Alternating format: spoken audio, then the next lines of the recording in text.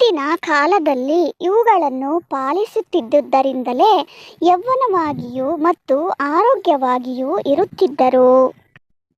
ಮುಂಜಾನೆ ಬೇಗ ನಿದ್ರೆಯಿಂದ ಏಳುವ ವ್ಯಕ್ತಿ ಎಂದಿಗೂ ಯೌವನವಾಗಿ, ಸುಂದರವಾಗಿ, ಆರೋಗ್ಯವಾಗಿ ಇರುತ್ತಾನೆ. ಮಧ್ಯಾಹ್ನ ಊಟ ಮಾಡಿದ ನಂತರ ಕನಿಷ್ಠ 10 ರಿಂದ 15 ನಿಮಿಷಗಳಾದರೂ ವಿಶ್ರಾಂತಿ ತೆಗೆದುಕೊಳ್ಳಿ.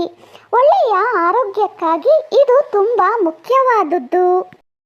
ರಾತ್ರಿ ಬೇಗ ನಿದ್ರೆ ಹೋಗುವುದು ಮಾನವನ ಆರೋಗ್ಯಕ್ಕೆ ತುಂಬ ಒಳ್ಳೆಯದು.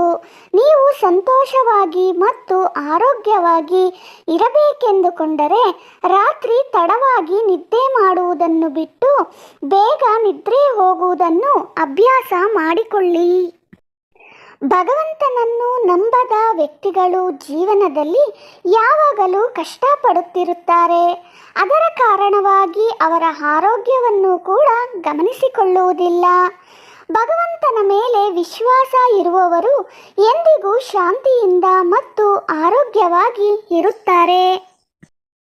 ಕಡಿಮೆ ಆಹಾರ ಮತ್ತು ರಾತ್ರಿಯ ಊಟ ಎಂದಿಗೂ ಬಿಡಬೇಡಿ. ಬೆಳಗ್ಗೆ ಮತ್ತು ರಾತ್ರಿಯ ಊಟ ನಮ್ಮ ಜೀವನದಲ್ಲಿ ತುಂಬ ಮುಖ್ಯವಾದದ್ದು.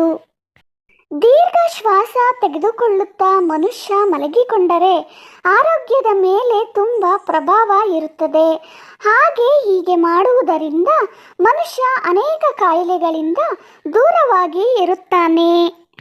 ಸ್ನೇಹಿತರೆ, ವಿಡಿಯೋ ಇಷ್ಟವಾದರೆ ಲೈಕ್ ಮಾಡಿ, ಶೇರ್ ಮಾಡಿ, ಸಬ್ಸ್ಕ್ರೈಬ್ ಮಾಡಿಕೊಳ್ಳಿ.